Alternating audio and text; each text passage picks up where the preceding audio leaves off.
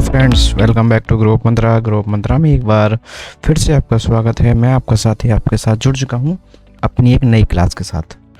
जी हाँ साथियों, सीटेट जुलाई 2023 के लिए तैयारी का क्रम शुरू किया है। उसी क्रम में आज हमारी सीडीपी यानी कि चाइल्ड डेवलपमेंट एंड पेडागोजी के पर्टिकुलर बाल विकास वाले पोर्शन में चाइल्ड डेवलपमेंट में आज हम अपनी छठी क्लास को कवर करेंगे, जिसमें आज का बड़ा ही महत्वपूर्ण टॉपिक है।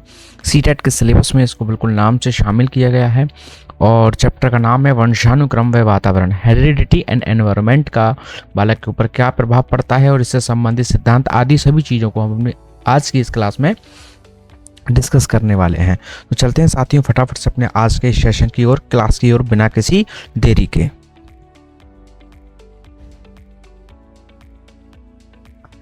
तो अगर हम बात करें वंशानुक्रम और वातावरण की, तो इसका बच्चों के विकास के संदर्भ में बड़ा ही महत्व है। बहुत महत्वपूर्ण कारकों में शामिल होता है हमारा विकास के संदर्भ में हमारा वातावरण और वंशानुक्रम, क्योंकि वंशानुक्रम के द्वारा ही जो है वो हमारी संरचना जो है वो तैयार होती है। तो जो हमारी संरचना है उसके पीछे जो रेस्पॉन्सिबल है, कारक है, वो हमारा वंशानुक्रम है। और जो हमारा वातावरण है वह हमारे को जीवित रहने के लिए एक माहौल उपलब्ध कराता है, हमें पोषण उपलब्ध कराता है। तो इसलिए वातावरण को जीवित रहने के लिए आवश्यक होता है और वंशानुक्रम हमारा संरचना को बनाता है। इसी आधार पर हम कह सकते हैं कि वंशानुक्रम तथा वातावरण का बड़ा ही महत्व है। देखिए कैसे एक व्यक्ति को हमारा वंशानुक्रम और एनवायरनमेंट घेरे हुए है, अर्थात इन दोनों के मिलन से ही हमारा संपूर्ण विकास संभव है। अगर हम बात करें बाल विकास में वंशानुक्रम को, तो इसको कहीं ना कहीं हमारी प्रकृति माना गया। जो हमारा नेचर होता है वो हमारा क्या होता है, वंशानुक्रम के कारण होता है। तो हमारे वंशानुक्रम को प्रकृति के नाम से जाना जाता है और जो हमारा वातावरण है वह हमारे पोषण का कार्य करता है, हमारे को सब चीजें उपलब्ध कराने का काम करता है। तो इसी आधार पर वंशानुक्रम को प्रकृति तथा वातावरण को पोषण कहा गया है। साथियों, सीटेट ने कई बार पूछा भी है कि वंशानुक्रम को क्या माना गया है, तो वो पूछ लेता है प्रकृति, पोषण या अन्य ऑप्शन बना के दे देता है। तो याद रखेंगे वंशानुक्रम को प्रकृति माना है और वातावरण को पोषण माना है। इसी क्रम में आगे बढ़ते हैं। अगर हम बात करें वुडवर्ड के एक स्टेटमेंट की, और कहीं ना कहीं ये सही है और इसी प्रकार से इसको माना है, कहा भी गया है कि एक बालक का जो विकास है वो उसके वंशानुक्रम और वातावरण का गुणनफल होता है। अक्सर पूछा जाता है विकास कैसी प्रक्रिया है, तो एक गुणात्मक प्रक्रिया है।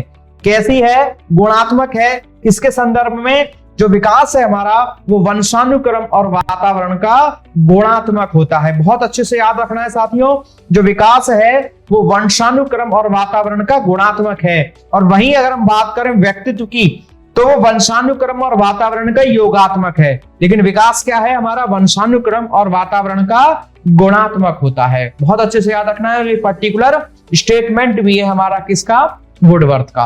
तो एक बालक का विकास उसके वंशानुक्रम और वातावरण का क्या होता है, गुणनफल होता है। तो विकास बराबर वंशानुक्रम गुणा वातावरण। वंशानुक्रम तथा वातावरण एक दूसरे के पूरक हैं। बिल्कुल साथियों, जो वंशानुक्रम है और वातावरण है वो एक दूसरे के पूरक हैं, अर्थात इन दोनों में से किसी एक को भी हटा दिया जाए या किसी एक के भी अभाव में बालक का या किसी भी व्यक्ति का संपूर्ण विकास संभव नहीं है। क्योंकि कुछ चीजें हमारे अंदर ऐसी होती हैं जो हमको वंशानुगत मिलती हैं, वंश परंपरा में मिलती है, अपने माता पिता या पूर्वजों से मिलती हैं, और कुछ चीजें हम अपने वातावरण से ग्रहण करते हैं। और जब उनमें आपस में अंत्यक्रिया होती है तो उसी के परिणाम स्वरूप, फल स्वरूप हमारा विकास होता है। हमारा चहुमुखी विकास या संपूर्ण विकास संपन्न होता है। तो जिस प्रकार से आप इस पिक्चर में देख पा रहे हैं कि वंशानुक्रम की कुछ चीजें वंशानुक्रम की होती हैं, कुछ वातावरण की शामिल होती है, और फिर हमारा रेड सर्किल तैयार होता है जिसे हम कहते हैं विकास। अर्थात वंशानुक्रम और वातावरण को साझा करते हुए जो चीजें हमारे अंदर डेवलप हो रही हैं, विकसित हो रही हैं और हमारे तैयार हो रही हैं, उसी को हम क्या कहेंगे, विकास कहेंगे। तो विकास क्या है हमारा, वंशानुक्रम और वातावरण का साझा है।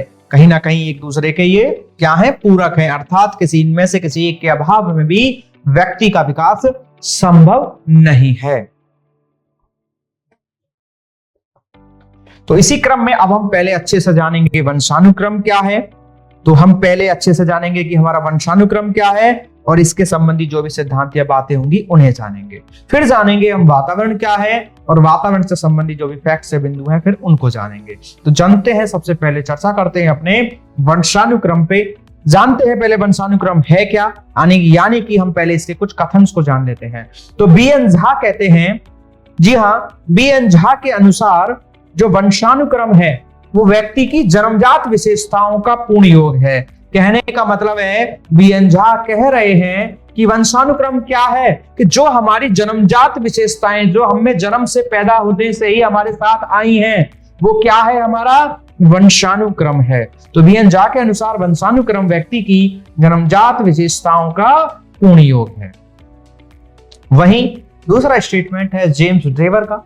तो जेम्स ड्रेवर के अनुसार वंशानुक्रम क्या है, तो इनके अनुसार माता पिता की शारीरिक एवं मानसिक विशेषताओं का, ये कह रहे हैं कि जो हमारे माता पिता की शारीरिक बनावट है, उनकी बौद्धिक क्षमताएं हैं, जब उनकी संतानों में ट्रांसफर होने लगे, उनकी बच्चों में ऐसी चीजें पैदा हो, शामिल हो, तो उसी को ही वंशानुक्रम कहा गया है। क्या कहा गया है, वंशानुक्रम कहा गया है। तो जेम्स ड्रेवर के अनुसार माता पिता की शारीरिक एवं मानसिक विशेषताओं का संतानों में हस्तांतरण होना ही वंशानुक्रम है।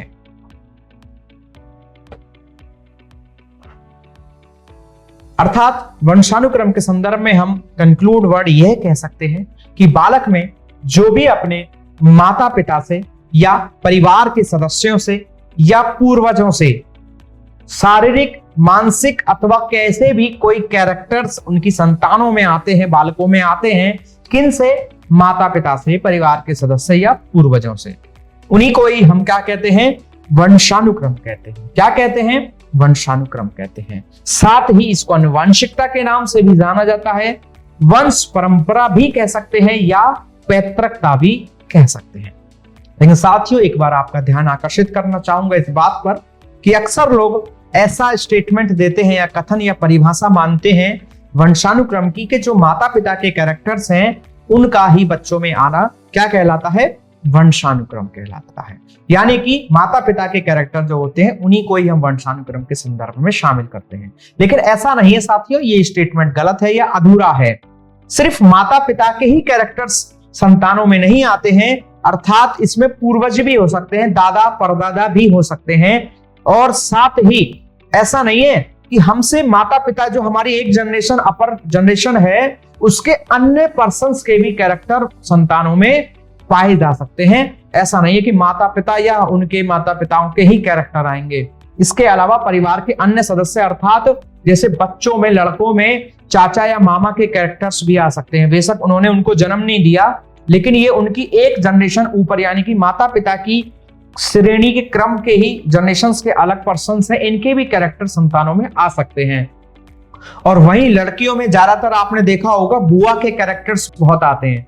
अक्सर लड़कियों के संदर्भ में कहा जाता है कि इसमें इसकी ये वाली जो आदत है इसकी बुआ जैसी है, ठीक है। तो ऐसी चीजें देखने को अक्सर मिलती हैं। तो उसके पीछे क्या है कि वंशानुक्रम है, अर्थात सिर्फ माता पिता या दादा परदादा के ही कैरेक्टर्स हमारे बच्चों में नहीं आते हैं, इसके अलावा परिवार के अन्य लोगों के भी कैरेक्टर्स आ सकते हैं। इसी को ही वंशानुक्रम, आनुवंशिकता या वंश परंपरा या पैतृकता कहा जाता है। इसमें जो है हमारे बालक के शारीरिक या मानसिक, चारित्रिक, नैतिक, सामाजिक, आदित्य या स्वभाव या व्यवहार आदि सभी पर ही हमारा वंशानुक्रम का प्रभाव पड़ता है। बिल्कुल, बालक के शारीरिक हो सकते हैं, बौद्धिक रूप से, चरित्र के आधार पर, नैतिकता के, सामाजिक, आदत, स्वभाव, व्यवहार आदि सभी चीजें हमारी वंशानुक्रम के कारण प्रभावित हो सकती हैं। अर्थात ये हमारे माता पिता, पूर्वजों, परिवार के अन्य सदस्यों के द्वारा ऐसी चीजें हमारी प्रभावित हो सकती हैं या उनके जैसी पाई जा सकती हैं। वंशानुक्रम के कारण ही बालक में व्यक्तिगत विभिन्नताएं पाई जाती हैं। जी हाँ साथियों, अक्सर आपने देखा होगा इस दुनिया में कितने लोग हैं, सभी मानव प्रजाति से संबंधित हैं, सभी होमो सेपियंस हैं, लेकिन फिर भी सभी के कैरेक्टर्स अलग अलग हैं, सोचने समझने की क्षमताएं अलग अलग है, जबकि सभी में बुद्धि है, सभी में संवेग है, सभी में भाषाई क्षमता है, सभी चीजें जन्मजात है, लेकिन फिर भी प्रत्येक व्यक्ति सदैव एक दूसरे से एक समान नहीं हो सकते, या ज्यादातर अलग ही होंगे। कुछ कैरेक्टर्स मिलेंगे तो कुछ फिर भी डिफर जरूर करेंगे। तो ऐसा क्या होता है? तो इसका जो मूलभूत कारण है वो है हमारा वंशानुक्रम। कहीं ना कहीं जो हमारा वंशानुक्रम है उसके कारण ही हमारे अंदर क्या पाई जाती हैं? व्यक्तिगत विभिन्नताएं पाई जाती हैं। सभी होमो सैपियंस होने के बावजूद, एक ही स्थान पर रहने के बावजूद, एक ही जलवायु में रहने वाले लोग भी क्या पाए जाते हैं? भिन्न भिन्न प्रकृति के पाए जाते हैं। तो इसकी प्रकृति के पीछे कारण क्या है? जो ऐसी व्यक्तिगत विभिन्नताएं पाई जाती हैं उसका कारण क्या है? तो उसके पीछे रिस्पॉन्सिबल है हमारा हेरिडिटी या वंशानुक्रम। एक पीढ़ी से दूसरी पीढ़ी में माता पिता या पूर्वजों के गुण जो है वो किसके कारण हमारे ट्रांसफर होते हैं? अब हमने ये कह तो दिया कि ट्रांसफर हो जाते हैं जी, हो जाते हैं माता पिता से भी, इसमें भी। तो उसके पीछे जो मेन रिस्पॉन्सिबल है वो हमारे जीन्स होते हैं।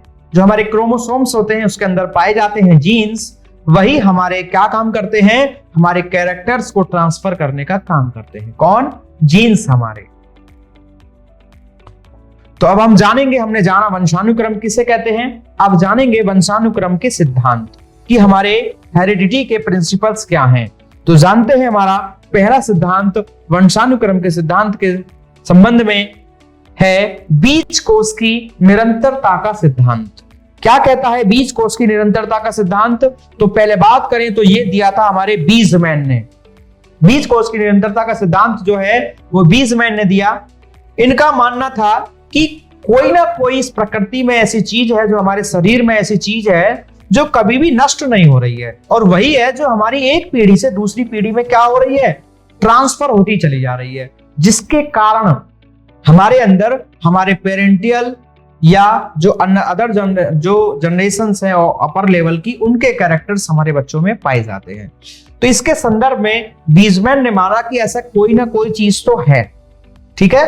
तो उसी को क्या कहा? बीज कोष कहा या जनन द्रव्य कहा। इसलिए सिद्धांत को जनन द्रव्य का सिद्धांत, अमरता का सिद्धांत या निरंतरता का सिद्धांत भी कहा है वंशानुक्रम के संदर्भ में। अर्थात कोई ऐसे हमारे शरीर में जनन द्रव्य है, कोई ऐसा प्लाज्म है, कोई ऐसी चीज है जिसकी वजह से वो कभी नष्ट नहीं हो रहा है और वो आगे बढ़ता जा रहा है, इसलिए इसको अमरता या निरंतरता का सिद्धांत भी कहा। इसके संदर्भ में साथ ही इन्होंने अपना एक प्रयोग भी किया। इन्होंने अपना प्रयोग जो है चूहों पर किया। इन्होंने क्या किया? एक चूहे को लिया और उसकी 21 पीढ़ियों तक पूंछ काटी, यानी कि एक चूहे की पहले पूंछ काटी, फिर उसकी जो संतान पैदा हुई, फिर उसकी पूंछ काटी, ऐसे ही करते करते लगभग 21 पीढ़ियों तक पूंछ काटी। लेकिन उन्होंने पाया कि 22वीं पीढ़ी में भी जो चूहा पैदा हुआ वो उसके साथ उसकी पूंछ जरूर थी, अर्थात उसकी पूंछ गायब नहीं हुई। तो इस बात के पीछे, इसके संदर्भ के पीछे इन्होंने कहा कोई ना कोई ऐसा जनन द्रव्य है, कोई ऐसा बीज कोष है जो नष्ट नहीं हो रहा है, और वो उनको क्या कर रहा है? कैरेक्टर्स को आगे पहुंचाने का काम कर रहा है। और इसका कार्य क्या है? इसका मुख्य कार्य उत्पादन करना है। तो इसलिए इन्होंने अपने सिद्धांत को क्या कहा? बीज कोष की निरंतरता का सिद्धांत। एक बार पुनः से रिपीट कर लेते हैं ताकि याद हो जाए। बीज कोष की निरंतरता का सिद्धांत बीजमैन ने दिया। इस सिद्धांत को जनन द्रव्य, अमरता या निरंतरता का सिद्धांत भी कहते हैं। बीजमैन का मानना है कि बालक को पैदा करने वाले बीज को कभी भी नष्ट नहीं किया जा सकता है तथा यह एक पीढ़ी से दूसरी पीढ़ी हस्तांतरित होता चला जाता है। इसका प्रमुख कार्य क्या है? उत्पादन करना है। इसके संदर्भ में बीजमैन ने अपना प्रयोग चूहों पर किया, जिसमें इन्होंने एक चूहे की 21 पीढ़ियों तक पूंछ काटी, लेकिन इन्होंने पाया कि 22वीं पीढ़ी में भी चूहा पूंछ के साथ ही पैदा हुआ, जिसके पीछे इन्होंने कारण किसको माना? जनन द्रव्य को माना। इसलिए इन्होंने बीज कोष की निरंतरता का सिद्धांत दिया। अब आप साथियों सोच रहे होंगे इन्होंने 21 पीढ़ी तक चूहे की पूंछ कैसे काटी? तो साथियों, एक चूहे का जो है ज्यादा लंबा समय नहीं होता है आयु काल, इसका जो गर्भ काल है वो भी कुल 21 दिन का ही होता है। इस आधार पर यह संभव है कि चूहे की 22 पीढ़ियों तक परीक्षण किया जा सके। जानते हैं इसी क्रम में अपना अगला सिद्धांत, वंशानुक्रम से संबंधित सिद्धांत हमारा सिद्धांत है समान प्रतिमान का सिद्धांत, या दूसरे शब्दों में कह सकते हैं समानता का सिद्धांत। ये दिया हमारे गोडार्ड ने। तो गोडार्ड महोदय का एक कथन भी है कि उन्होंने कहा है कि बुद्धिमान माता पिता जो होते हैं उनसे जो संतानें पैदा होती हैं वो बुद्धिमान संतानें पैदा होती हैं, और जो मंद बुद्धि माता पिता होते हैं उनसे मंद बुद्धि संतान पैदा होती है। तो स्टेटमेंट दोबारा देखेंगे। गोडार्ड के अनुसार एक स्टेटमेंट है कि बुद्धिमान माता पिता से बुद्धिमान संतानें पैदा होती हैं तथा मंद बुद्धि माता पिता से मंद बुद्धि संतान पैदा होती है। साथियों, ऐसा मैं नहीं कह रहा हूं, ये इनके अपने स्टेटमेंट्स हैं, जरूरी नहीं है ये है, लेकिन हमें सबको जानना है क्योंकि कहीं ना कहीं ये सारी चीजें हमारे शिक्षा में, कक्षा में शिक्षण के दौरान बच्चों से इंटरेक्शन करने के दौरान काम आती हैं। इसलिए ये सारी चीजें हमें जाननी पढ़नी पड़ती हैं, समझनी पड़ती हैं। तो अर्थात इस स्टेटमेंट पर अगर गौर किया जाए तो उस बात का कहना यह है कि माता पिता के गुण या विशेषताओं में तथा संतानों के गुण में विशेषताओं में क्या पाई जाती है? समानता पाई जाती है। अर्थात जैसे माता पिता होते हैं उनकी संतानें भी वैसी ही होती हैं। इसलिए इनके सिद्धांत को समान प्रतिमान का सिद्धांत या समानता का सिद्धांत कहा जाता है। तो इसके संदर्भ में कि वंशानुक्रम के कारण ही माता पिता जैसे बच्चे होते हैं, किसने कहा है? गोडार्ड ने। तो याद रखेंगे, समान प्रतिमान का सिद्धांत या समानता का सिद्धांत किसने दिया है? गोडार्ड ने। इनका मानना है कि माता पिता के गुण या विशेषताओं में तथा संतानों के गुण व विशेषताओं में क्या पाई जाती है? समानता पाई जाती है। और जैसे माता पिता होते हैं उनकी संतानें भी वैसी ही होती हैं। इसी के साथ साथियों हमारा अगला एक और सिद्धांत आया, प्रत्यागमन का सिद्धांत, या जिसे आप कह सकते हैं विपरीत गुणों का सिद्धांत, जो कि दिया हमारे सोरेंस ने। कहीं ना कहीं साथियों ये जो हमारा समानता का सिद्धांत है गोडार्ड का, ये इसका विपरीत सिद्धांत माना जाता है। क्यों माना जाता है? इसमें सोरेंस ने भी एक स्टेटमेंट दिया, जैसे गोडार्ड ने एक स्टेटमेंट दिया था उसी प्रकार से एक सोरेंस ने भी स्टेटमेंट दिया। पहले इनके स्टेटमेंट को जानेंगे। इन्होंने क्या कहा कि बुद्धिमान माता पिता से भी मंद बुद्धि संतान पैदा हो सकती है, और बुद्धिमान माता पिता से जब मंद बुद्धि संतान पैदा हो सकती है तो मंद बुद्धि माता पिता से भी बुद्धिमान संतान पैदा हो सकती है। अर्थात इन्होंने गोडार्ड के स्टेटमेंट का जो है क्या किया है? खंडन किया है। इन्होंने कहा है कि नहीं, ऐसा कुछ नहीं है, बुद्धिमान माता पिताओं से भी मंद बुद्धि संतान पैदा होती है, और जो मंद बुद्धि माता पिता हैं उनकी भी संतानें अच्छी पैदा हो सकती हैं। इसलिए इस सिद्धांत को, हमारे सोरेंस के सिद्धांत को, समानता के सिद्धांत का विपरीत सिद्धांत भी कहा जाता है। तो अब आप अंदाजा लगा ही चुके होंगे कि प्रत्यागमन का सिद्धांत क्या कहता है। तो प्रत्यागमन का सिद्धांत कहता है कि जैसे माता पिता होते हैं जरूरी नहीं है कि उनकी संतानों में भी वही समानताएं पाई जाएं। अर्थात जैसे माता पिता होते हैं उनकी संतानें वैसे ही नहीं हो सकती। जैसा कि सामने एक पिक्चर है आपके, आप देख रहे हैं, साउथ का ये एक एक्टर है और ये इसकी बेटी है। तो देखो, फादर को देखो और इसकी बेटी को देखो, कितना अंतर है ना। तो जरूरी नहीं है कि जैसे माता पिता हो उनकी संतानें भी वैसी ही हो। आपके सामने बड़ा ही सुंदर एग्जाम्पल आपके सामने आया है प्रत्यागमन के सिद्धांत का या विपरीत गुणों का सिद्धांत। अर्थात जैसे माता पिता होते हैं हमारी संतानें वैसी ही नहीं हो सकती। इस बात को कह रहे हैं हमारे कौन? सोरेंस। तो अब तक हमने इन दोनों की बातों को जाना। एक ने कहा जैसे माता पिता होते हैं ऐसी संतान होती हैं, गोडार्ड ने कहा, और सोरेंस ने कहा कि ये जरूरी नहीं है कि जैसे माता पिता हो उनकी संतानें वैसी ही हो या पूर्ण रूप से कभी भी समान नहीं होती हैं। इसी क्रम में जानेंगे हम अपना अगला सिद्धांत। अगला सिद्धांत है हमारा विभिन्नता का सिद्धांत। तो विभिन्नता के सिद्धांत को हम जानते हैं। तो विभिन्नता से मतलब है डिफरेंशिएशन, मतलब डिफरेंट। तो इसका मतलब कहने का है कि इसके अनुसार जो संतानें हैं, इसके अनुसार कहा जा रहा है कि जो संतानें हैं वो पूरी तरह से कभी भी माता पिता के समान नहीं हो सकती। अभी तक तो ये कहा जा रहा था कि माता पिता जैसे होते हैं उनकी संतान होती है, नहीं होती है, लेकिन इन्होंने कहा संतान को तो छोड़ो, जैसे माता पिता हैं उनकी जैसे संतानें तो होंगी ही नहीं पूर्ण रूप से कभी भी। और साथ ही साथ वो तो चलो माता पिता की संतान है, उनमें अंतर हो सकता है, वो जनरेशन अलग हो गई, वो जनरेशन अलग हो गई। यहां तक कि एक ही माता पिता से उत्पन्न होने वाली संतानों में भी क्या पाया जाता है? अंतर पाया जाता है। अक्सर आपने देखा होगा एक ही माता पिता के बच्चे हैं, एक बच्चा गोरा होता है, एक काला होता है, जैसे कि पिक्चर में देख पा रहे हैं।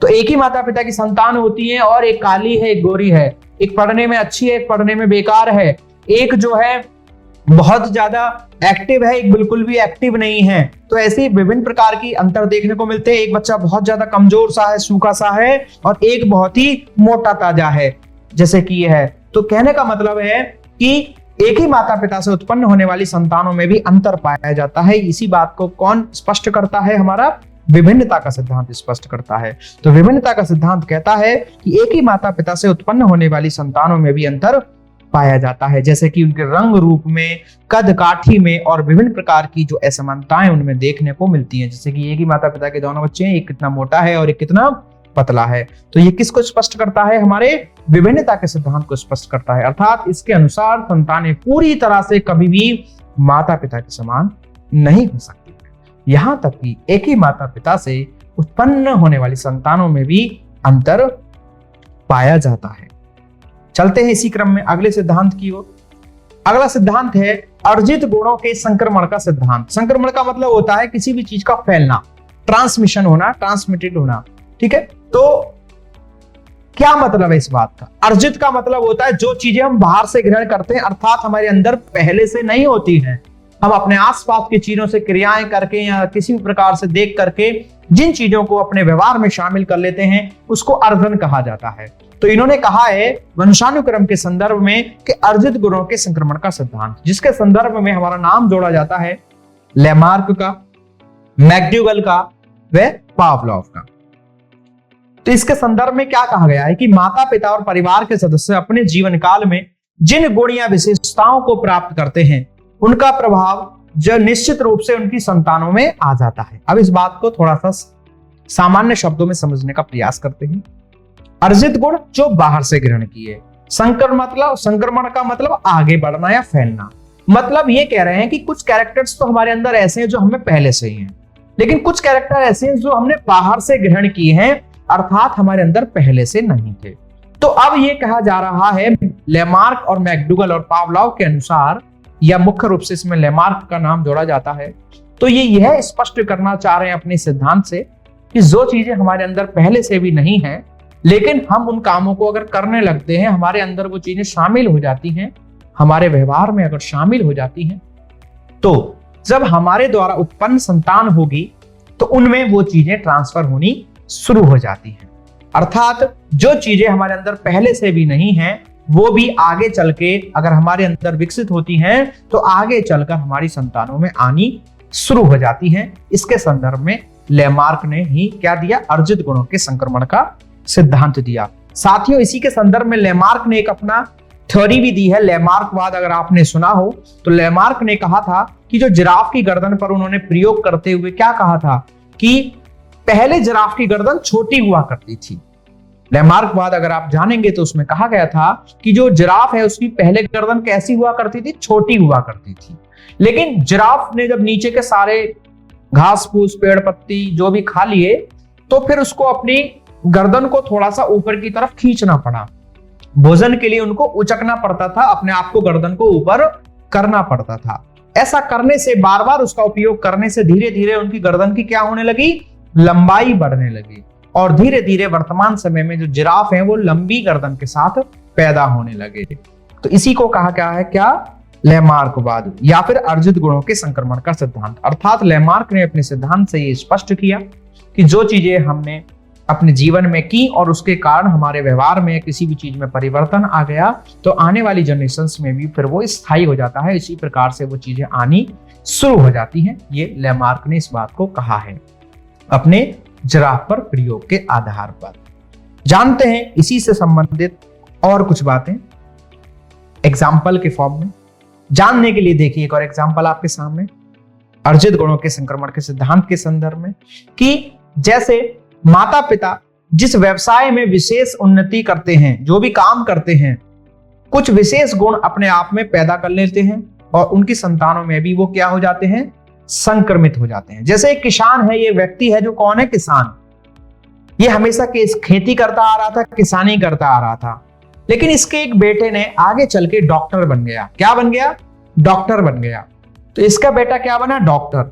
तो अब इसने क्या अर्जित किया? एक नया गुण अर्जित किया। इसने शिक्षा से संबंधित चीजें ग्रहण की, आदि आदि। तो इस सिद्धांत के अनुसार अब उसके बच्चे भी आगे क्या करेंगे? डॉक्टर बनने में आसानी से रुचि लेंगे या डॉक्टर बन सकते हैं आसानी से, या डॉक्टरी जैसे चीजों में उनका इंटरेस्ट रहेगा। तो कहीं ना कहीं उनमें स्वतः ही डॉक्टरी से संबंधित, डॉक्टर बनने से संबंधित योग्यताएं विकसित होने लगेंगी। तो इसके संदर्भ में इन्होंने एक एग्जाम्पल भी दिया है कि अर्जित गुण, यानी कि जो हमने चीजें अर्जित की हैं वो भी फिर आगे चल के हमारे व्यवहार में या बच्चों में आनी शुरू हो जाती है। तो यही था हमारा कौन सा सिद्धांत, अर्जित गुणों के संक्रमण का सिद्धांत। लेकिन साथियों ये बात बहुत अच्छी नहीं मानी जाती, कहीं ना कहीं इसमें कुछ मतभेद है। इसके चलते इसके अगेंस्ट में एक और सिद्धांत आया जिसका नाम है अर्जित गुणों के असंक्रमण का सिद्धांत। ये कह रहे हैं अर्जित गुण यानी कि जो बाहर से किए हैं उनका असंक्रमण होता है, अर्थात व्यक्ति अपने जीवन में जिन गुणों को बाहर से ग्रहण करता है उनमें पहले से नहीं होते हैं, उनको अगर ग्रहण करता है तो वह आने वाली जनरेशंस में नहीं आते हैं। इसके संदर्भ में हमारे नाम जोड़ा जाता है डार्विन का। डार्विनवाद आपने थ्योरी नाम भी सुना होगा, तो डार्विनवाद इसी से संबंधित है।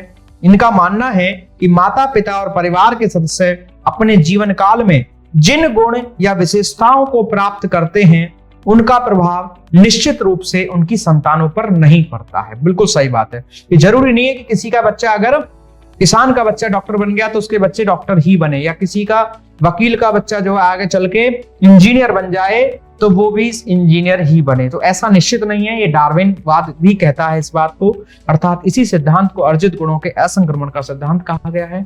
इनका मानना है कि माता पिता और परिवार के सदस्य अपने जीवन काल में जिन गुण या विशेषताओं को प्राप्त करते हैं उनका प्रभाव निश्चित रूप से उनकी संतानों पर नहीं पड़ता है। इसके संदर्भ में इन्होंने भी प्रयोग किया। इन्होंने क्या कहा कि जिराफ जो है वो पहले कैसे हुआ करते थे, दो प्रकार के हुआ करते थे, छोटी गर्दन वाले और बड़ी गर्दन वाले।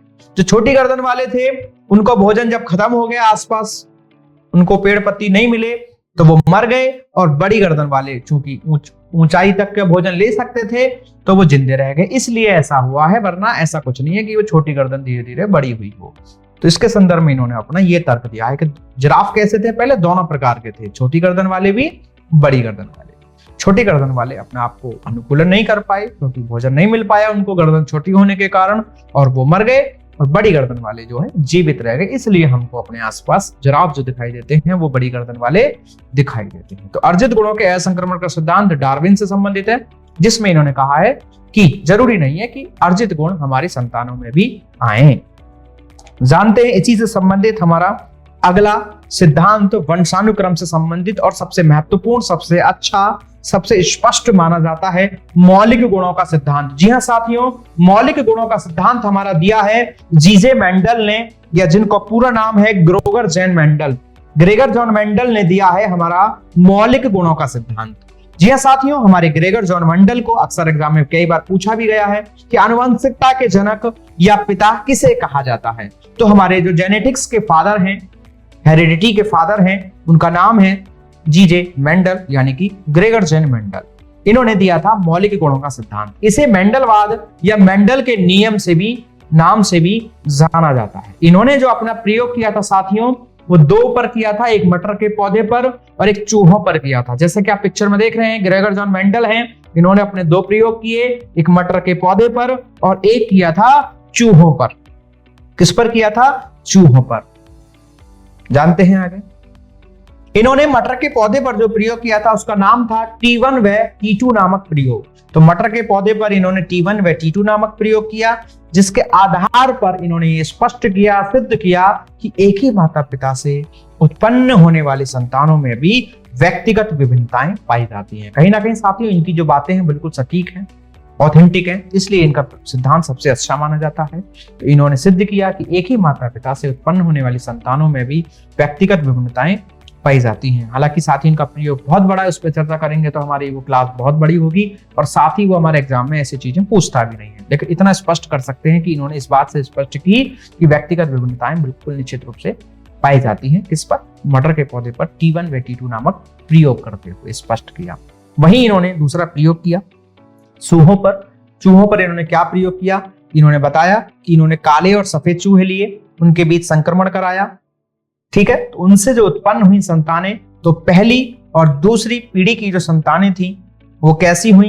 काली पैदा हुई, और फिर धीरे धीरे काली, सफेद सभी प्रकार की संतानें पैदा होनी शुरू हो गई। तो इनका दूसरा प्रयोग से भी यही स्पष्ट होता है कि व्यक्तिगत विभिन्नताएं पाई जाती हैं, जरूरी नहीं है पूर्ण रूप से समान हो, कुछ समान होती हैं, कुछ विपरीत होती हैं, कुछ मिक्स कैरेक्टर वाली भी संतानें हो सकती हैं। तो इन्होंने अपना दूसरा प्रयोग चूहों पर किया, जिसमें इन्होंने काले व सफेद चूहे लिए, जिनसे उत्पन्न होने वाली पहली संतान काली थी तथा दूसरी व तीसरी पीढ़ी की संतानों में कुछ काली तथा कुछ सफेद थी। इस प्रकार से इन्होंने अपना सिद्धांत दोनों चूहों और मटर पर करते हुए सिद्ध किया।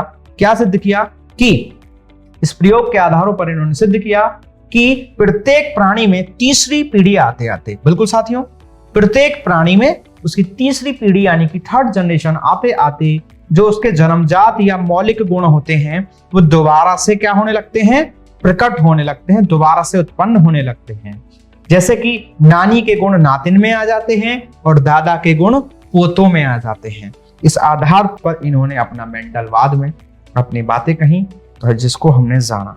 अब हम जानेंगे अपना अगला बिंदु, वंशानुक्रम का हमारे बालक पर क्या प्रभाव पड़ता है, यानी कि जो हमारी हेरिडिटी है, जो माता पिता के कैरेक्टर्स हैं, वो हमको किस प्रकार से प्रभावित करते हैं, हमारी कौन कौन सी चीजें हैं जो हमारे वंशानुक्रम के कारण हमारी क्या होती हैं? प्रभावित होती हैं। तो जानते हैं साथियों, सबसे पहला है मूल शक्तियों पर हमारा प्रभाव। थॉर्नडाइक कहते हैं साथियों कि जो हमारी मूल शक्तियां होती हैं, जो हमारी वैल्यूज होती हैं, उसका जो केंद्र बिंदु है वो क्या है? हमारा वंशानुक्रम ही है। अर्थात जो हमारा आत्मविश्वास है या जो भी किसी चीज को लेकर सोचने समझने का हमारा नजरिया होता है, हमारा कॉन्फिडेंस लेवल होता है, लो कॉन्फिडेंस लेवल होता है, वो हमारा किसके कारण होता है? वंशानुक्रम के कारण होता है। इन्होंने कहा है कि जिन माता पिता में आत्मविश्वास की कमी होती है उनकी संतानों में भी क्या पाया जाता है? कम आत्मविश्वास पाया जाता है। या विपरीत, अगर किसी के माता पिता में आत्मविश्वास अधिक हो तो उनकी संतानों में भी अधिक पाया जाता है। इसी को मूल शक्तियों पर प्रभाव कहा है थॉर्नडाइक ने। थॉर्नडाइक का मानना है कि बालक की मूल शक्तियों का केंद्र बिंदु क्या है? वंशानुक्रम। अक्सर आपने साथियों देखा होगा कि जो माँ बाप थोड़े से कैसे होते हैं, दबंग टाइप होते हैं, डरते नहीं है, तो उनके बच्चे भी आसानी से किसी से डरते नहीं है, किसी के दबाने में नहीं आते हैं। तो इसका कारण क्या है? मूल शक्तियां, जो उनकी वैल्यूज हैं, वो किससे प्रभावित हो रही है? कहीं ना कहीं माता पिता से प्रभावित होती हैं। जैसे माता पिता, अगर कोई माता पिता डरपोक हैं, अपने आप को कमजोर मानते हैं, तो उनके बच्चे भी क्या मानते हैं? अपने आप को कमजोर मानते हैं। तो कहीं ना कहीं हमारी जो मूल शक्तियां हैं उन पर वंशानुक्रम का प्रभाव पड़ता है। जी बिल्कुल पड़ता है, इस बात का समर्थन करते हैं थॉर्नडाइक। अगला है प्रजाति की श्रेष्ठता पर प्रभाव। जी हाँ साथियों, जैसी जिसकी प्रजाति होती है उसका जो है चीजों का प्रभाव उसी प्रकार से पड़ता है। जैसे कि मानव के संदर्भ में तो चलो हमारी एक ही प्रजाति है, लेकिन फिर भी जैसे हम जानवरों को ले लें तो जैसे हमारे सामने आसपास कुछ कुत्ते होते हैं। एक काला कुत्ता होता है भयंकर सा, जिसकी पूंछ कटी हुई है, चौड़ा सा मुंह है, और एक कुत्ता होता है ऐसा वाला सफेद वाला, बड़ा स्वीट सा, छोटू सा, ठीक है। लेकिन हमारी इन दोनों को लेकर कुछ अप्रोच रहती है। क्या? जब हम इस काले वाले कुत्ते को देखते हैं तो हम भागना शुरू कर देते हैं या इसके पास ही नहीं जाते हैं। क्यों? हमें लगता है ये कुत्ता बड़ा ही डेंजर है और हमें काट लेगा, चाहे वो हमें काटे नहीं, लेकिन हम ऐसा जरूर सोचते हैं। क्यों? क्योंकि इस कुत्ते की जो प्रजाति है वो खतरनाक है। कहीं ना कहीं इस प्रकार के कुत्ते जो होते हैं वो आक्रामक प्रकृति के होते हैं। हम इस बात को देखकर ही मान लेते हैं कि ये भी ऐसा ही होगा। क्यों? क्योंकि ऐसा कहा जाता है कि श्रेष्ठ जातियों से उत्पन्न होने वाली संतानें जो है कैसी होंगी? श्रेष्ठ ही होंगी, और जो निम्न जातियों से उत्पन्न होने वाली संतान होंगी वो निम्न ही होंगी। तो हम अक्सर मान लेते हैं कि कोई व्यक्ति बहुत अच्छा है तो उसकी संतान को भी हम अच्छा ही मान के चलते हैं कहीं ना कहीं, चाहे वो खराब निकले, चाहे वो आपके साथ बेईमानी कर ले, लेकिन एक बार को हम एज्यूम करके चलते हैं, मान के चलते हैं कि ये उनकी संतान है तो धोखा नहीं देगा। तो कहीं ना कहीं जो हमारी प्रजाति होती है, हमारी श्रेष्ठता होती है, उस पर वंशानुक्रम का प्रभाव पड़ता है, बिल्कुल पड़ता है।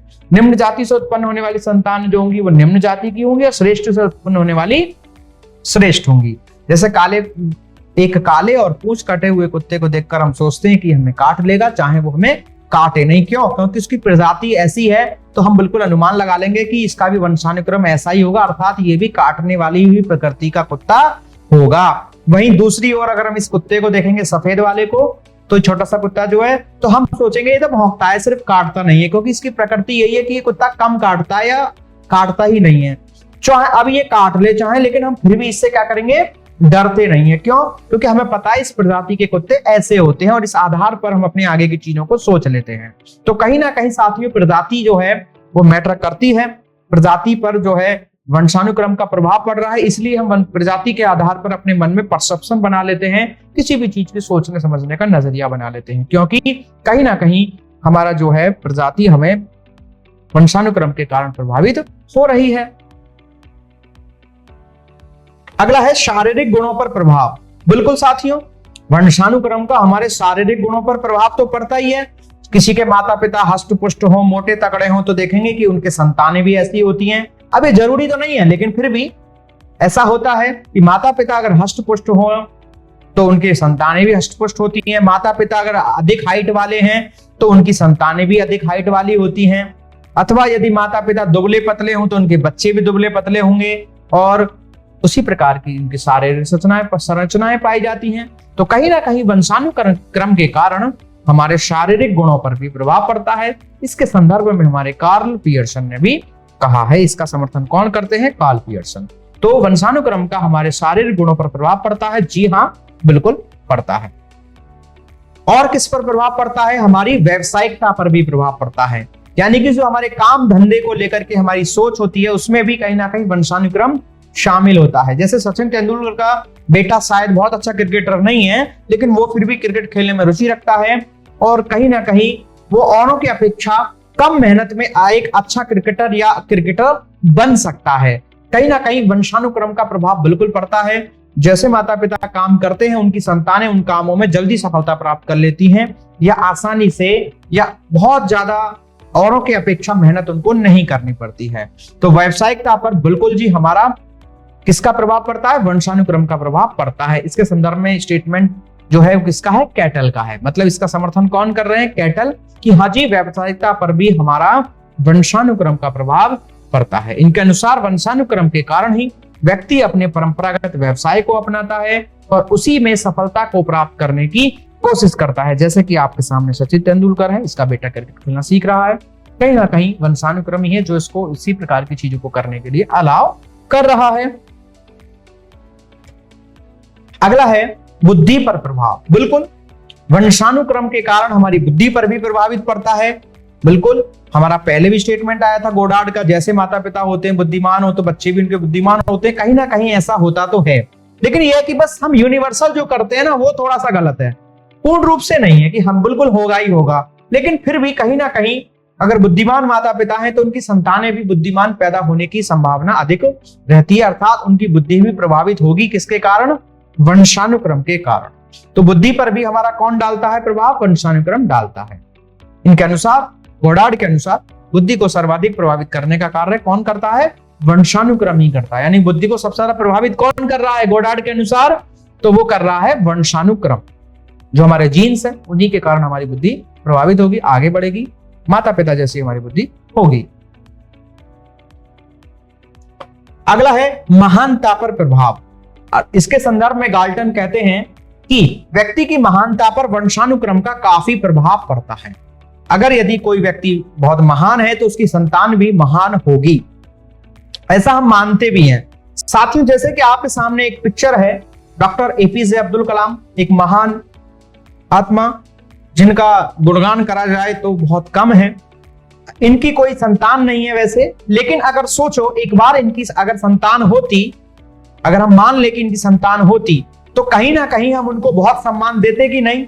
हम मान के चलते कि नहीं ये तो बहुत महान है, क्योंकि हम ऐसा मानते हैं कि महान व्यक्ति की संतान भी महान ही होगी। क्यों मानते हैं? क्योंकि ऐसा इसके पीछे मानने की वंशानुक्रम नाम की कोई चीज है जो महानता को भी क्या करती होगी?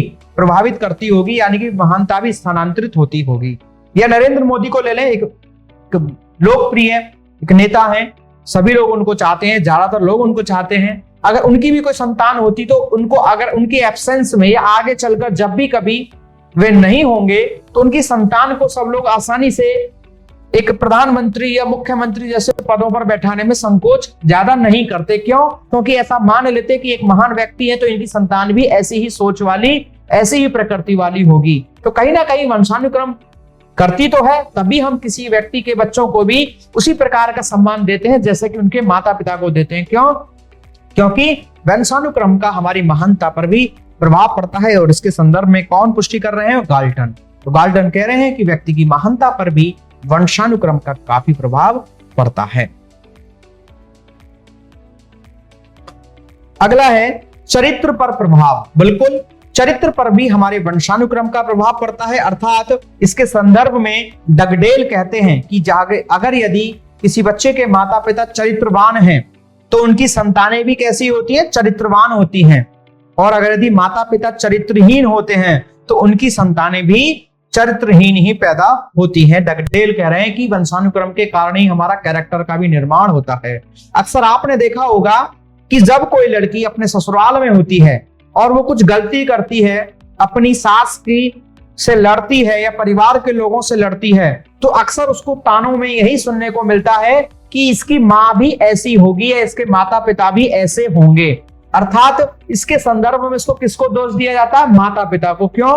क्योंकि वंशानुक्रम नाम की कोई ऐसी चीज है जिसके कारण हमारे चरित्र पर प्रभाव पड़ता है। अर्थात जो हमारे अच्छे गुण हैं, जो हमारी चरित्रता है, जो हमारी नैतिकता है, वो भी हमारी कहीं ना कहीं वंशानुक्रम के द्वारा प्रभावित होती है। वहीं अगर कोई लड़की अपने ससुराल में अपने सास ससुर या परिवार के लोगों की बहुत सेवा करती है, बहुत अच्छे से रहती है, तो अभी उसके माता पिता की ही तारीफ की जाती है। क्यों? इसके पीछे कहीं ना कहीं वंशानुक्रम को ही हम रेस्पॉन्सिबल मानेंगे। क्योंकि अगर माता पिता चरित्रवान है तो उनकी संतान भी चरित्रवान होगी, और माता पिता अगर चरित्रहीन है तो उनकी संतानें भी चरित्रहीन पैदा होती है, ऐसा माना जाता है। डगडेल इस बात को कह रहे हैं, कहीं ना कहीं समर्थन कर रहे हैं कि वंशानुक्रम के कारण ही हमारे चरित्र पर प्रभाव पड़ता है, और कह रहे हैं तो बिल्कुल हमें मानना ही पड़ेगा। तो कहीं ना कहीं वंशानुक्रम को कौन प्रभावित कर रहा है? को चरित्र पर भी प्रभाव पड़ रहा है, इस बात को हम मानेंगे। इसी के साथ वंशानुक्रम को प्रभावित करने वाले कारकों में अंतिम कारक है सामाजिकता पर प्रभाव। बिल्कुल, हमारी सामाजिकता पर भी क्या पड़ता है? वंशानुक्रम का प्रभाव पड़ता है। इसके संदर्भ में विनविस कहते हैं कि जिन परिवारों को पहले से ही मान सम्मान तथा पद प्रतिष्ठा मिल चुकी है, उनकी संतानों को भी मान सम्मान मिलता रहता है। बिल्कुल, कहीं ना कहीं वंशानुक्रम के कारण हमारे अंदर सामाजिकता होती है। तो अक्सर आपने देखा होगा कि कुछ लोग अगर महान हैं, बड़े हैं, तो उनके बच्चों को भी उतनी ही वैल्यू या सम्मान दिया जाता है। क्यों? क्योंकि ऐसा माना जा रहा है वंशानुक्रम है। जैसे कि आप देख रहे हैं अमिताभ बच्चन और अपने बेटे अभिषेक बच्चन के साथ। अमिताभ बच्चन की अगर बात करें तो एक महान कलाकार, एक व्यक्तिगत रूप से भी इनकी बात चर्चा करें तो एक महान व्यक्तित्व भी है, एक अच्छे कलाकार भी हैं। वहीं अगर हम तुलना करें इनके बेटे की, तो इतने अच्छे ना तो कलाकार हैं अच्छे, मैं ऐसा नहीं कह रहा कि खराब हैं, लेकिन इनकी अपेक्षा बहुत अच्छे नहीं हैं और बहुत ज्यादा अच्छे व्यक्तित्व भी नहीं है, लेकिन इनको सम्मान फिर भी बहुत भरपूर मिलता है। क्यों? क्योंकि इनके पिताजी बहुत एक सामाजिक और एक अच्छे व्यक्ति हैं, तो कहीं ना कहीं हमने मान लिया है कि ये भी एक सामाजिक और अच्छे व्यक्ति हैं, इस कारण से इनको सम्मान भरपूर मिलता है। तो विनविस इस बात का समर्थन कहते हैं कि जिन परिवारों को पहले से ही मान सम्मान नहीं मिला हो, उनको मान सम्मान नहीं मिलता है, और जिनको मिलता आ रहा है उनको मिलता रहता है। क्यों? क्योंकि इसके पीछे वंशानुक्रम है हमारा।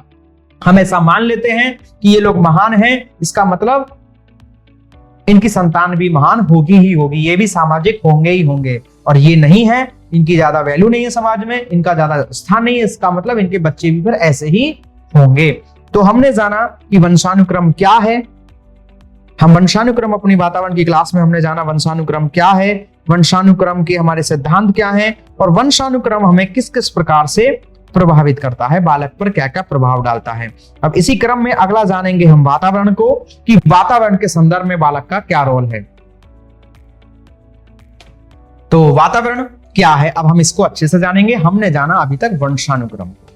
तो वातावरण की चर्चा करें तो हम जिस परिवेश में निवास करते हैं, जी हाँ साथियों, हम जिस परिवेश में निवास करते हैं, इस परिवेश के उन सभी कारकों को, यानी कि जो चीजें हमें प्रभावित करती हैं, हमारे आसपास हमें घेरे हुए हैं, उन्हीं सभी चीजों को हम क्या कहते हैं? हमारा वातावरण कहते हैं।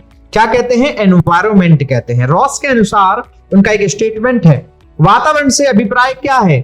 वातावरण से मतलब यह है कि जो हमारे चारों ओर फैली हुई शक्तियां हैं, जो चीजें हैं, उनका प्रभाव हम पर जन्म से लेकर मृत्यु तक पड़ता है। इसी को क्या कहा है? वातावरण कहा है। एक बार फिर दोबारा से पढ़ते हैं। रॉस के अनुसार वातावरण से अभिप्राय हमारे चारों ओर फैली उन शक्तियों से है जिनका प्रभाव जन्म से लेकर मृत्यु तक हम पर पड़ता है। तो उसी को क्या कहा है? वातावरण। और एक दो स्टेटमेंट जानेंगे वातावरण के संदर्भ में स्पष्ट करने के लिए क्या है। वहीं रॉस महोदय कहते हैं वातावरण वह बाह्य शक्ति है।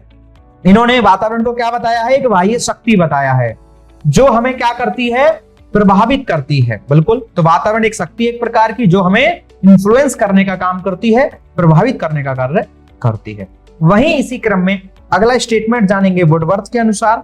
तो वुडवर्थ कहते हैं वातावरण में वे सभी बाह्य तत्व आ जाते हैं, बाहर की चीजें आ जाती हैं जिन्होंने व्यक्ति को जीवन आरंभ के समय से प्रभावित किया है। अर्थात एक बालक के जन्म लेने से ही जो जो चीजें उसे प्रभावित कर रही हैं वे सभी एक्सटर्नल चीजें, बाह्य चीजें ही हमारी क्या हैं? वातावरण हैं। इस बात को कौन कह रहे हैं? हमारे वुडवर्थ महोदय कह रहे हैं। अब जानेंगे हमारे वातावरण के प्रकार। जी हां साथियों, वातावरण के प्रकार।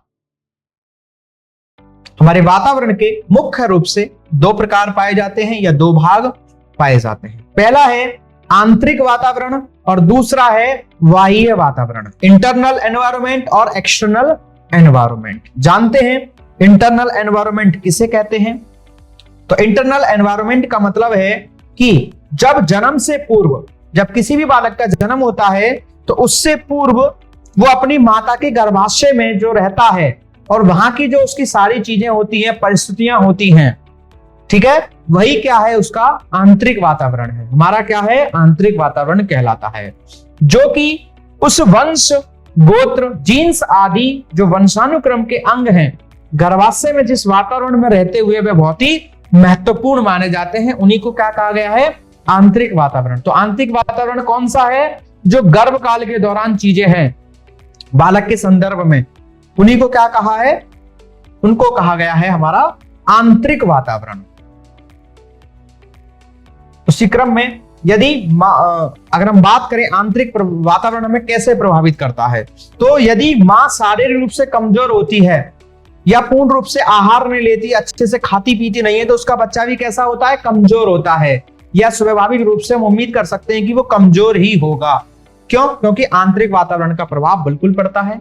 इसी तरह अगर यदि मां गर्भावस्था के दौरान कुछ गलत काम करती है, जैसे नशीली दवाइयां लेती है, कुछ गलत ऐसी चीजों का प्रयोग करती है, नशीली दवाइयां आदि, या कुछ ऐसी दवाइयों का प्रयोग करती है जो थोड़ा हानिकारक है, तो उसका प्रभाव बिल्कुल बच्चे के ऊपर पड़ता है। तो कहीं ना कहीं बालक के ऊपर बाहरियत की जो चीजें हैं वो उन्हीं का ही प्रभाव नहीं पड़ता है, जो जन्म के बाद चीजें होती हैं। जन्म से लेने से पहले भी, गर्भावस्था के दौरान भी जो चीजें माता करती है, जो उसके गर्भाशय में या गर्भकाल के दौरान चीजें घटित होती हैं, उनका भी प्रभाव पड़ता है। अर्थात आंतरिक वातावरण भी हमारा बालक के विकास को, वृद्धि को प्रभावित करता है।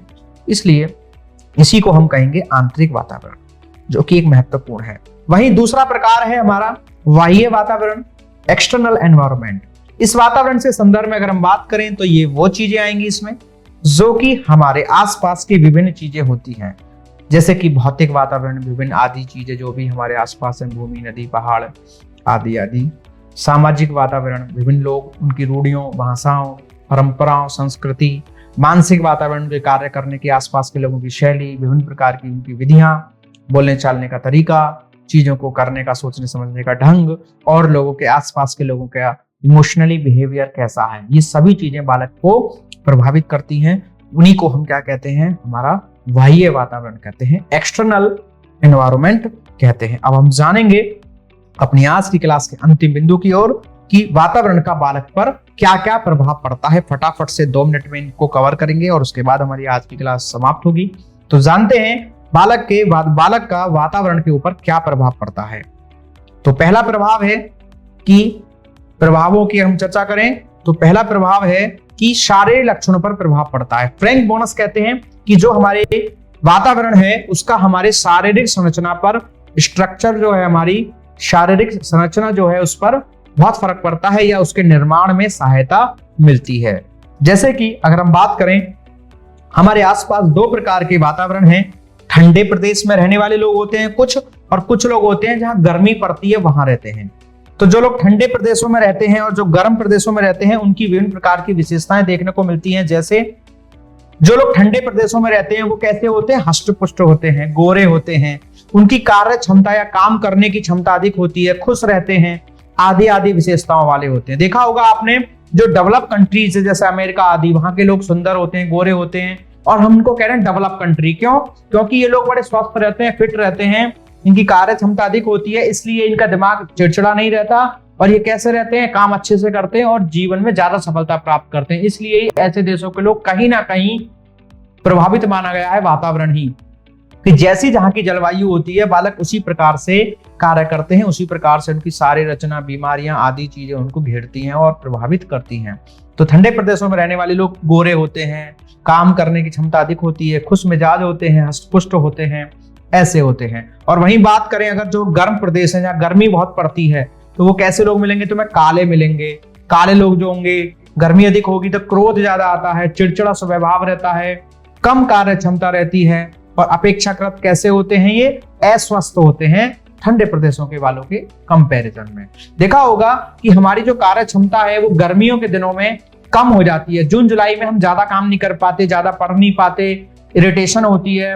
क्यों? क्योंकि जो गर्मी होती है जिसके कारण हम अपने आप को स्वस्थ फील नहीं करते हैं। और सर्दियों में हम सुबह को भी अगर रेडी हो जाएं जल्दी तो शाम तक उन्हीं कपड़ों को पहनकर घूम सकते हैं, काम कर सकते हैं, हमें इरिटेशन नहीं होती है। तो कहीं ना कहीं जो ठंडा वातावरण है, ठंडी जलवायु है, वो हमारे माइंड को फ्रेश रखती है। और जब माइंड फ्रेश तो यानी कि समझो सभी चीजें फ्रेश रहेंगी। जब शरीर फ्रेश, अगर हमारा फिट है, हमारा ब्रेन फिट है, मानसिक चीजें फिर हम अच्छे से करेंगे तो हमारी आगे की चीजें तो स्वतः ही अच्छी होंगी।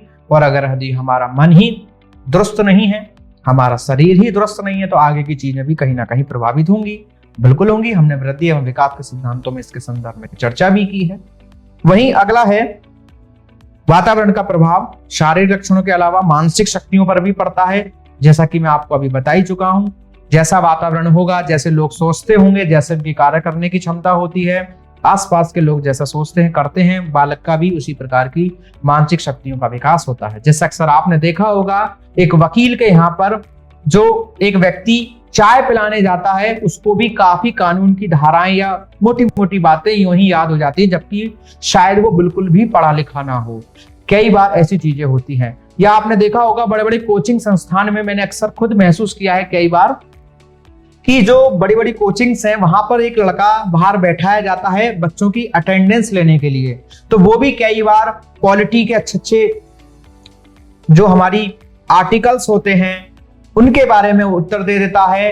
कई बड़े बड़े पदों के कौन व्यक्ति इस समय कौन है, क्या है, ऐसे क्वेश्चंस के आंसर आसानी से दे देता है। क्यों? क्योंकि वो बाहर बैठा रहता है और उन चीजों को सुनता रहता है, देखता रहता है। हालांकि वो ज्यादा पढ़ा लिखा नहीं है, उसको सिर्फ वहां अटेंडेंस लगाने के लिए लगाया गया है, यानी कि बहुत कम पढ़ा हुआ है, लेकिन फिर भी वो बहुत सारी चीजों के आंसर दे पाता है। क्यों? क्योंकि जैसा आसपास का वातावरण होता है हम उसी प्रकार से चीजों को सोचते समझते हैं, काम करने लगते हैं। अक्सर आपने देखा होगा, एक और एग्जांपल देता हूं, कि हमारी जो दादी है या मम्मी भी हो सकती है, क्योंकि अभी तक तो इतना नहीं है, अब आने वाली जनरेशंस में कहीं ना कहीं सुधार हुआ है कि अब से पहले तक हमारी माता या माता हो सकती है पढ़ी लिखी, दादी नानी इतनी पढ़ी लिखी नहीं थी, क्योंकि पहले महिलाएं इतना पढ़ने पर अधिक बल नहीं देती थी। तो कहीं ना कहीं वो कैसी हैं, अनपढ़ हैं। लेकिन अक्सर वो इस बात को कहती हुई देखी जाती हैं कि मुझे सब लोग पढ़ा लिखा बताते हैं या कहते हैं कि तुम तो अनपढ़ जैसी लगती ही नहीं हो। इस बात को लेकर वो बहुत खुश होती हैं। क्यों खुश होती हैं? क्योंकि लोग उनको कहते हैं कि तुम तो अनपढ़ जैसी लगती नहीं हो। तो जबकि वो कहती है कि मैं तो अनपढ़ ही हूं, लेकिन लोग मुझे पढ़ी लिखी समझते हैं। तो इसके पीछे साथियों कारण है, क्योंकि उनके पति पढ़े लिखे हैं, उनके बच्चे पढ़े लिखे हैं, तो आसपास का जो माहौल है, जो चीजें करने का तरीका है, जो मानसिक शक्तियां घूम रही हैं, वो कैसी है, पढ़ी लिखी हैं। तो कहीं ना कहीं उनकी भी भाषा शैली, कार्य करने की क्षमता उसी प्रकार की हो जाती है और वो भी इसी प्रकार से चीजों को बोलती हैं, करती हैं। आजकल दादियां व्हाट्सएप चलाती हैं, फेसबुक चलाती हैं। क्यों? क्योंकि आसपास का वातावरण इस प्रकार का है, उनके द्वारा उन्होंने उन चीजों को सीख लिया है, समझ लिया है। इसलिए उनका भी क्या हो गया है, मानसिक शक्तियों पर प्रभाव पड़ गया है, उनका भी मानसिक विकास ऐसा ही हो गया है। तो कहीं ना कहीं वातावरण से तो सीखा उन्होंने, वो पढ़ी लिखी तो नहीं है ना इतनी, लेकिन कहीं ना कहीं वातावरण ने उनकी मानसिक शक्तियों को क्या किया है, प्रभावित किया है, बिल्कुल निश्चित तौर पर। अगला प्रभाव है बुद्धि पर प्रभाव। मानसिक शक्तियों पर प्रभाव पड़ना या बुद्धि पर प्रभाव पड़ना लगभग एक सी ही बात है, तो इस पे ज्यादा चर्चा करना बेकार है। बुद्धि पर प्रभाव पड़ता है? बिल्कुल, कैडॉल स्टीफन्स कहते हैं, इनका मानना है कि वंशानुक्रम की तुलना में वातावरण बुद्धि को अधिक प्रभावित करता है। ये बात कहीं ना कहीं हद तक काफी ठीक है कि वंशानुक्रम से भी ज्यादा जो हमारी बुद्धि पर प्रभाव है वो वैसे वास्तव में वातावरण का ही अधिक माना जाता है।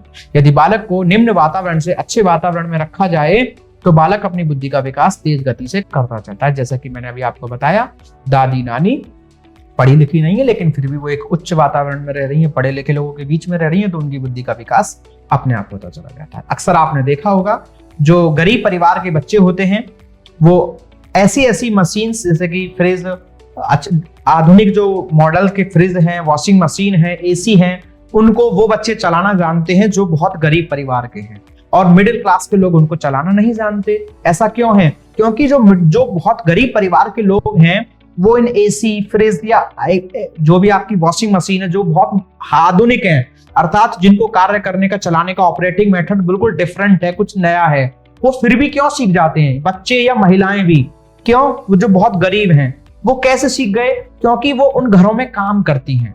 जो गरीब महिलाएं हैं, गरीब बच्चे हैं, वो उच्च परिवार के लोगों के घरों में काम करते हैं, इस कारण वो उन चीजों को ऑपरेट करते हैं, यूज करते हैं और वे सीख जाते हैं। और वही मिडिल क्लास के लोग जो उनको नहीं खरीद सकते, जो उनको अफोर्ड नहीं कर सकते, उनको वो चीजें चलानी नहीं आती, जबकि निम्न परिवार के लोगों को आ जाती है। क्यों? क्योंकि उनको इस प्रकार की चीजों को प्रयोग करने का अवसर मिलता है, इस कारण वह उन्हें सीख जाते हैं, निम्न परिवार के या निम्न आर्थिक स्थिति के होने के बावजूद भी। तो कहीं ना कहीं बुद्धि पर भी हमारे वातावरण का प्रभाव पड़ता है। वहीं उसी क्रम में अगला है हमारा अधिगम पर प्रभाव। बिल्कुल साथियों, हमारे लर्निंग यानी कि सीखने पर भी वातावरण का प्रभाव पड़ता है। अगर हमारे आसपास शांत वातावरण हो, अच्छा वातावरण हो, तो हमारी चीजों को सीखने में, समझने में हमें ज्यादा कठिनाई नहीं होती है। और इसी के विपरीत अगर यदि हमारे आसपास बहुत ज्यादा शोर हो, बहुत ज्यादा मनोरंजन हो रहा हो, झगड़े हो रहे हो, तो हमारी चीजें हमें समझ में नहीं आती, हमें चीजें आगे नहीं सीख पाते। और सीखना तो छोड़िए, हम जो चीजें आती हैं उन्हें भी क्या होते चले जाते हैं, भूलते चले जाते हैं, या अपनी सीखी हुई चीजों में ही कंफ्यूज होना शुरू हो जाते हैं। तो कहीं ना कहीं हमारे अधिगम पर भी वातावरण का प्रभाव पड़ता है। जी बिल्कुल, निश्चित रूप से पड़ता है। वहीं इसी क्रम में वातावरण द्वारा प्रभावित होने वाले हमारे कारकों में आज की क्लास का सबसे अंतिम बिंदु जिसकी तरफ हम आ चुके हैं, व्यक्तित्व पर प्रभाव। जी हाँ साथी, कूले कहते हैं कि बालक को अगर यदि उत्तम वातावरण में रहकर अपने व्यक्तित्व का निर्माण जो है कर सकता है, अगर बालक को एक अच्छे वातावरण में रखा जाए तो कहीं ना कहीं उसके व्यक्तित्व का निर्माण होगा और वह उसे प्रभावशाली बना सकता है। कई बार बच्चों को जब अच्छा माहौल नहीं मिलता है, घर में लड़ाई झगड़े रहते हैं या ऐसी स्थितियां हैं कि माता पिता समय नहीं दे पाते हैं, तो वो उनको ऐसी जगहों पर भेज देते हैं, हॉस्टल या आदि या बोर्डिंग स्कूल या आर्मी स्कूल्स में, वहां से वो अपना अच्छे से विकास कर लेते हैं, क्योंकि वहां इसी प्रकार की चीजों को उपलब्ध कराया जाता है जो कि बच्चे के लिए आवश्यक है, और वो बहुत अच्छे जीवन में कुछ कर भी जाते हैं, बन भी जाते हैं, या उनकी क्षमताओं में बहुत अच्छा परिवर्तन देखने को मिलता है। तो साथियों, इसी से हम कह सकते हैं कि वातावरण का हमारे व्यक्तित्व पर भी प्रभाव पड़ता है। जी बिल्कुल, निश्चित तौर पर पड़ता है। जो व्यक्ति जैसे माहौल में रहता है उसी प्रकार का उसका व्यक्तित्व का निर्माण होता है। अगर कोई लड़ाई झगड़े करने वाले बच्चों के साथ रहता है तो उसके पहनने ओढ़ने का, बात करने का ढंग उसी प्रकार का होगा। कोई व्यक्ति अगर जैसी भी संगति में रहता है, जैसे भी लोगों के बीच में बैठता है, उसके बात करने का, उसका टॉकिंग सेंस, उसका वॉकिंग सेंस और डिफरेंट चीजों को करने की अप्रोच भी उसी प्रकार से डेवलप होती है। तो इसी के साथ हम कह सकते हैं कि ये सभी चीजें भी हमारे वातावरण को प्रभावित करती हैं। तो साथियों, इसी के साथ हमने अपनी इस क्लास में जाना कि वंशानुक्रम क्या है और हमारा वातावरण क्या है, और इनके सिद्धांत क्या हैं, और वंशानुक्रम और हमारा वातावरण हमें किस किस प्रकार से प्रभावित करता है। तो साथियों, आज की क्लास में सिर्फ इतना ही। उम्मीद है कि आपको आज की क्लास अच्छे से समझ में आई होगी। अगर आपको आज का सेशन अच्छा लगा तो वीडियो को लाइक करें एंड शेयर करें। वैसे आपके हमें कमेंट्स मिल रहे हैं बराबर, और कुछ बच्चे व्हाट्सएप के माध्यम से भी कनेक्ट हो रहे हैं और वहाँ पर आकर के कमेंट कर रहे हैं और अपनी बातें बता रहे हैं। तो हालांकि माहौल सकारात्मक है, आपको चीज़ें समझ में आ रही हैं, लेकिन फिर भी अगर आपको कुछ कमी लगती है, कोई आपका सुझाव है, तो आप कमेंट कर सकते हैं, या आप टेलीग्राम या व्हाट्सएप के माध्यम से जुड़कर अपनी बात हमसे शेयर कर सकते हैं।